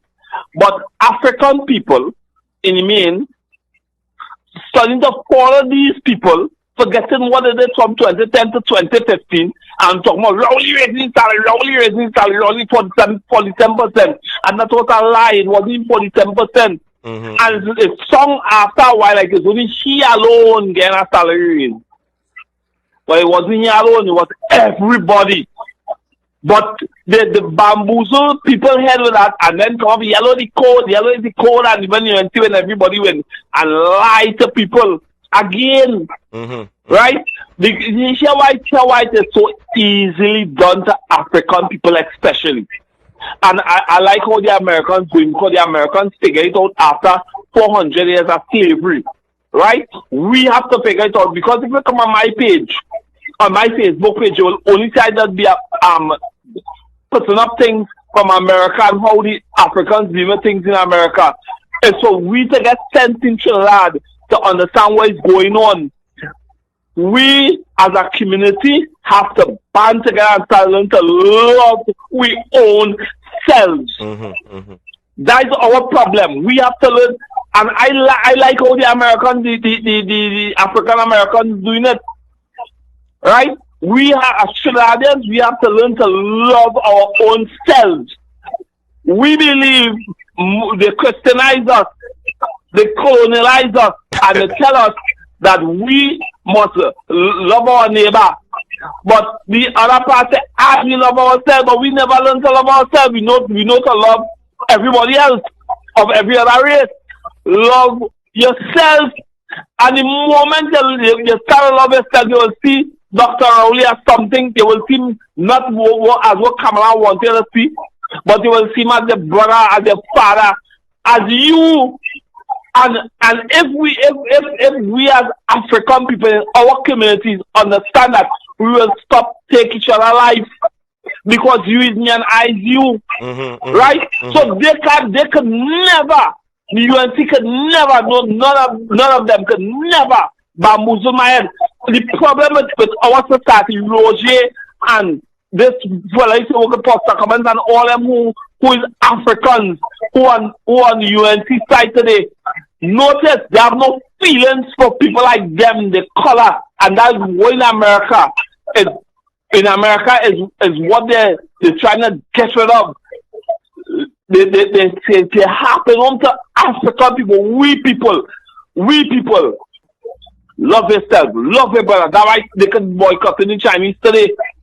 But you're killing a youth man. Because they understand it. We have to learn to hold on to each other and to love each other. No, you ever see, it's only now because they're under pressure, certain East Indian activists come out and talking about this, about this government. But before, you could have never see that. Yeah, you could have never see that. You could have never see that. Right? You could have, I'm telling you, in politics for 20 years, you could have never seen. But any little thing, any little crumbs, but we gonna slander Dr. Rowley. He black. Look it. I see Sokati stand up next to Mr. Bishop and using disrespectful terms towards Dr. Oli. Yeah. And they looking just like him, boy. You won't believe how that pierced my heart. We are doing this thing. I could watch, Mr. James. You could never offer me enough money. I don't want your money. You could never offer me enough cars. I don't care. I could never in my life do somebody like me that. Yeah. For nothing. I don't want it. And I watch it because we African people never really study the transatlantic slave trade. They never really study where we come from. They never really study our ancestors and what they went through. You see, if African people start studying this thing, Kamala and them could never bamboozle African people in this country. It will never have a Roger doing what he's doing now, or anybody else, right? Because they will have feelings to the people of the Milat Program closed down. Those youth men who the government, the PLM government was taking out of the destitution and crime and bringing them back into society. These people closed, and then the second time around, I have to say the third time around, because on that Kamala, People's Partnership did it, and they're doing it again. They're targeting African communities, right? And yellow is the code where I can wave a yellow flag. Well, they're making joke, boy. What Dr. Oli, not one thing Oli can tell me that Dr. Oli did wrong. Boy, I sorry for we had to learn, boy. We had to stop the local. You had a cell phone, put on Gemini on the phone, ask them questions, find out what happened in the past before you make a critical decision and vote. Do a history, African people. If you can read, all that is talk to phone, I will get the information. And we still making mistakes. People still smoking weed on the block and talking nonsense and bullshit about wrongness and PNM and PNM does so much for this country, boy. Everything the PNM bill in this country. Boy, we really need to wake up, boy. Mr. James, we really need to wake up in this place. Jeffrey's in it. Jeffrey. Yes, man. So, to the people at Trinidad and Tobago, I ain't played with you here. I want you to understand that all of this thing here that we are seeing is distractions. The IMF is in Trinidad. Trust and believe that. All the closing down on Milat and my part and all these type of things, there are certain measures that have to take place. I hope you understand that. So Trinidad and Tobago, to the rest of the panel, to everybody that is there, I mean, at this point in time, we reached to the limits of the program, and I'm going to call on each and every one of you to make a closing comment before we lock off here tonight. I know you don't read our book for me, please. We want sentences. We don't know book. So, as Dawn as you're laughing, let me hear you. What's your closing contribution here tonight? I think the guy that now talked there, he talked real intelligent. And I told man. Statement he make, and that statement that he make about loving one another need to be done, because the reason for, in the sense that the same thing that he's saying there, what exactly he's saying is just exactly what is happening through the UNC, from the UNC to the public outside. And the same people that they're using, the Africans inside there, to oppress their own African people on the outside. And that is exactly what happening, I think, there. So that's a small contribution, and I hope that sometime, I know that God should intervene and put a hand, come down, and try to make something happen here. It's true. I have to say. It's true. And Dawn, I would like to see you here again tomorrow night. So, you're a person that your presence is always welcome on the program here. And any issues that you have that you want to highlight, I hope you have my number, I treat you well. You know the number, you can send it there. You understand? Anybody in your community that have any problems that I want to highlight, send it to us. We will deal with that on the program. Let them know. Let them know that you is an invited guest on the program. Yeah, I was there last night, but like I fall asleep on you. Yes, you fall asleep. So Trinity, what's your closing contribution here tonight? Let us pray. Pray, say it. Let us pray to the Lord. Pray. That's all I can tell all you. Pray. That's the only thing we can help us right now. Pray. Pray. Because the way this country going on, it's like I don't know that way. I don't know. I really don't know. This Prime Minister that we put in power here, she just heartless, cold, unreasonable, wicked. I don't know now, eh? Only just pray. Pray to the Lord. Well, thanks, Trinity. Thanks for saying that. We will pray. So what am I hearing from Chatter? Chatter, what you are saying on what's your contribution here for tonight? All the programs and them what they're closing down, the UNC is replacing it with PDO for the youth send them. A PDO because the man what John Jeremy say. The Petron and Golden Grove is waiting for it. You understand? So that's what they replace the programs with. PDOs for everybody. And I just hope the people do not forget when it comes to election time, do not forget what this wicked, evil UNC government is doing to the country right now. And it's time for we to wake up and just like we told man say, time for we to wake up and love one another. And then we come together and stand up and show this wicked, evil government enough is enough. So Chatter only PDO. Zed. Yes, only PDO there. Yeah, it's PDO handing out. From SOE to PDO. I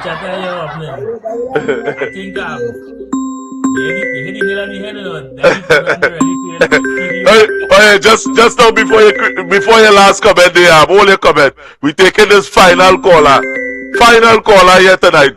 Good night, caller. Use the last caller for the night. Let me hear what's your contribution on the workers' rights platform here tonight. Go ahead, caller. Hello, good night, Mr. Jeffrey. Oh God, don't try to talk like me. I could only talk like me. Oh yeah, I know you're a PNM tall man talking there. Yeah. He gives some powerful contribution. But I heard I want to talk with the close down, see pep the close down rapid. You know I that man born and growing east-west corridor. And PNM run that constituency for decades. And the story I see on CMC3 for the last 3 days, it broke my heart. Especially in Canada. Where's the story you see that broke your heart? Tell me. Well, I said that these demolished buildings, lapidated, the place in a state, and them people up there never forsake the PNM. So much of PNM ministers and them parachute, and they never do nothing with that building. 2 decades, you know. Well, we waited to see what will be done. We waited to see what will be done. I mean, I know this story. Breaking. And nothing is a government for everybody, you know. Nothing really can be done there because for 2010 to 2015, the Honorable Prime Minister and the team, they built a 3-story school up in Rosedale up there. She built a school down in the Beatam down there. She built a community center down in the Beatam down there. And the plan and vote out that. Either man, I vex with the government, but either man, the kind of things I see the PNM do to poor black African people who consent voting them in the East-West corridor. I from Beatam Street, John, Nelson Street, Duncan Street. I live all them areas and them, and I pass through them communities and them and see all them communities and them and say, nah, they have in a state. All of the UNC in power, you know, it's the voter base, penal. DB and all them places and them they them getting good representation because them loyal to the UNC and the UNC loyal to them. So with that KFC, so you agree that because Port of Spain is not in the UNC base of voting. That is why they stifle the corporation in Port of Spain. That's why. That's why the people can't get paid. So up on the own and the team and went up there. I never see wait. You now make a statement just out there. You would have said Peter and they made a fixing it up nice. I agree with you.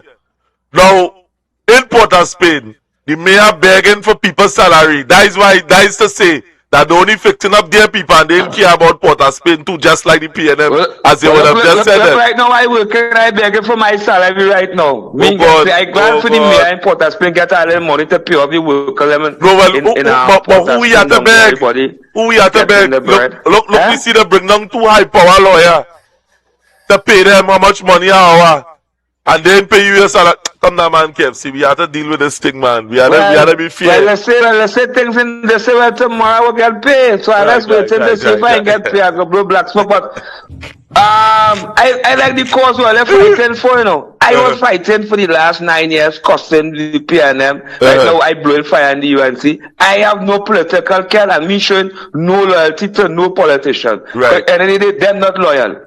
We just want betterment for the children. And when I leave here today or tomorrow, I want betterment for my children and them, you know. Because I move from the East-West corridor, and I live in a dominant East Indian community, and I see the people voted for, and the back I will live in the central long here. You remember the PNM still call long in the lagoon? So KFC, so what you want to say about the closing down the Milat and Milat program? That is what we're talking about here tonight. What you want to say about that? And the program? No.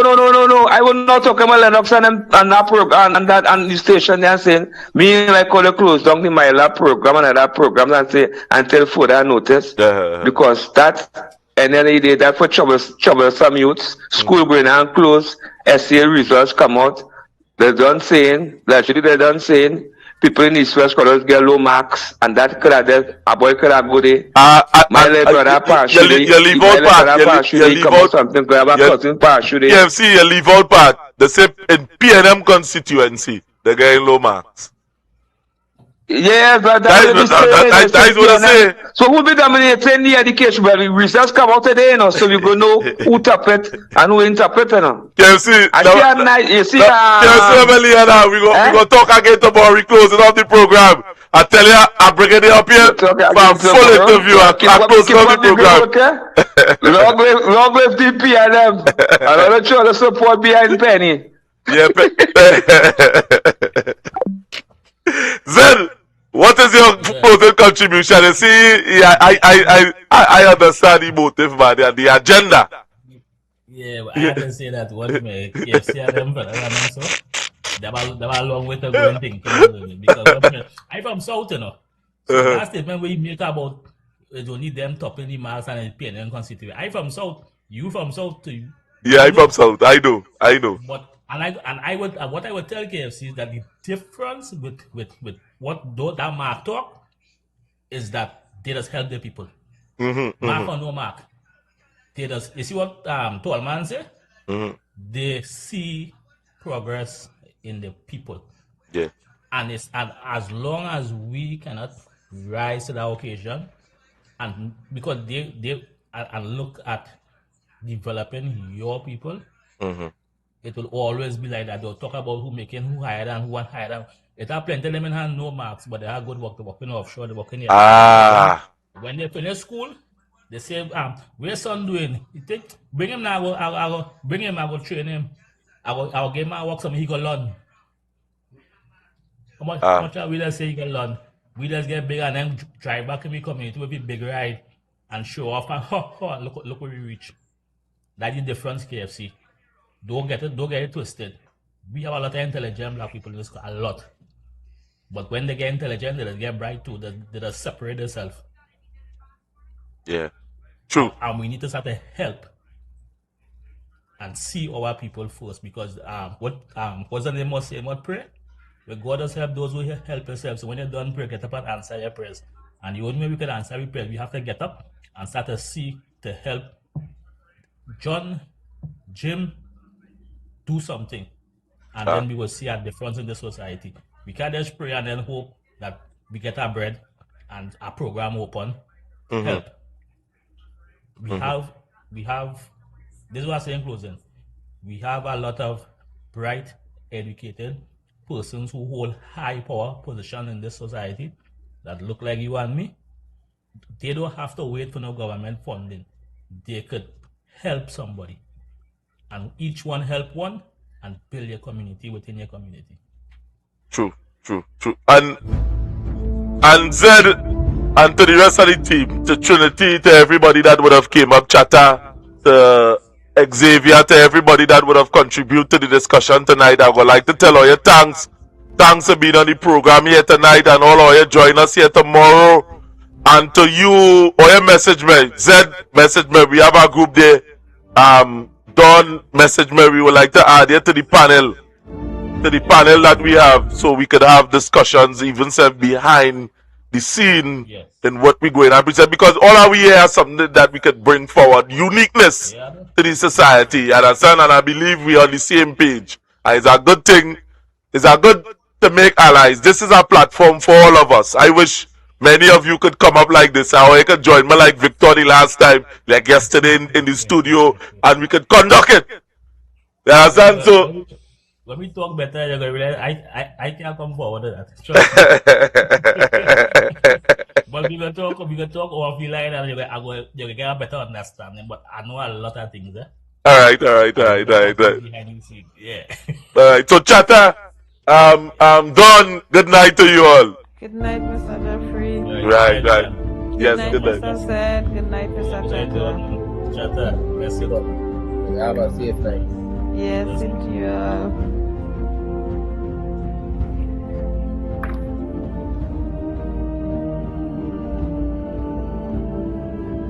Right, so Trinidad and Tobago, thanks for joining us here tonight.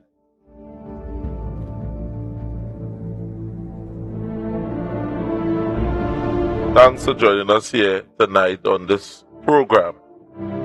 So we could have had this fruitful conversation, but something would have thrown me off my game tonight. And tonight, Trinidad and Tobago, I'd like to say something in closing. To the many of you that are outside there that like to play games, with people, that when somebody put their trust in you and they end up shitting it up, so when somebody come out and they put the heart and the soul within your hand and you watch it as nothing, God is good. His mercies are to be praised. And what I am doing now, Trinidad and Tobago, I am doing it from my heart, from my soul. But like any other soldier, any other warrior, sometimes we just get weary. Sometimes we just lost heart. Sometimes Trinidad and Tobago, the good morning and the continue fighting, these comments go a long way. And to those that would have met me on the roadways today and would have said, Renison, or continue the fight, that went a long way. Thanks to you. Thanks to the encouragement. Thanks to the urge on. And by the grace of Almighty God, I will be here proclaiming the message until the Father is ready for me. Or He's ready for me to do something else. But I hope and I pray that He sends someone else. If that is the intention, to call this thing to a naught, I pray that He sends somebody else, that it continue. Because I know I ain't doing this just to me. I ain't doing this just to my son. This sacrifice is for the people of this country. For many of you to open your eyes and see what is going on, because the sacrifice here would have been immense. Sacrifice a lot. Sometimes for nothing, I losing sleep. I lose relationship. I lose friendship. But I never lose God. And He was always there to urge me and keep me going. Thus far. Thank Almighty God for that. And I pray, Father, that you keep me in your bosom. Thanks for watching. Thanks to you, Trinidad and Tobago. Tune in again tomorrow. Good night to the many of you.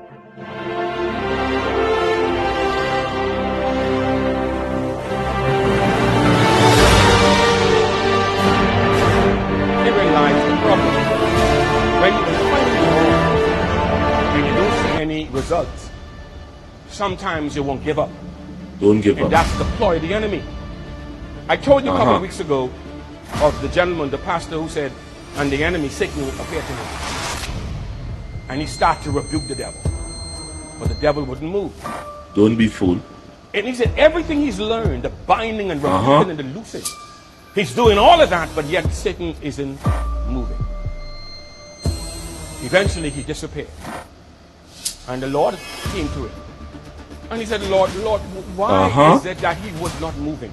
Why was my prayer not having an effect? Be strong. And the Lord said, who told you your prayers ain't having an effect? Every time you use my name, it affected him. But he has learned, say Satan has learned to